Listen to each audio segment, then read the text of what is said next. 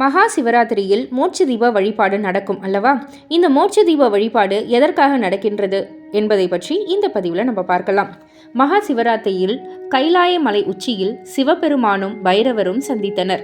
பரமசிவா, இந்த மோட்ச தீபத்தின் மகிமையை இறந்த உயிர்களுக்கு விளக்க முடியுமா? அதற்காக ஏன் இந்த தீபத்தை ஏற்ற வேண்டும் என்று கேட்டார் பைரவர்.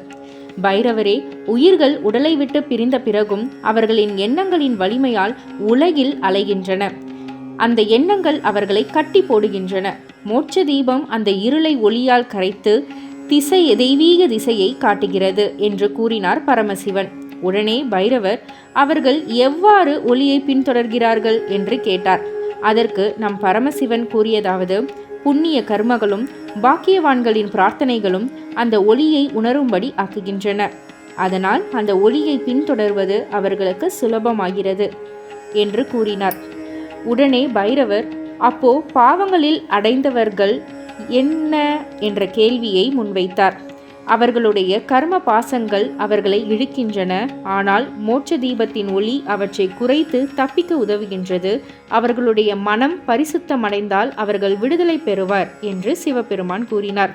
அப்படியென்றால் இந்த தீபம் கர்மத்தின் கட்டுகளை கரைக்கும் சக்தியாக இருக்கின்றதா என்று பைரவர் கேட்டார்.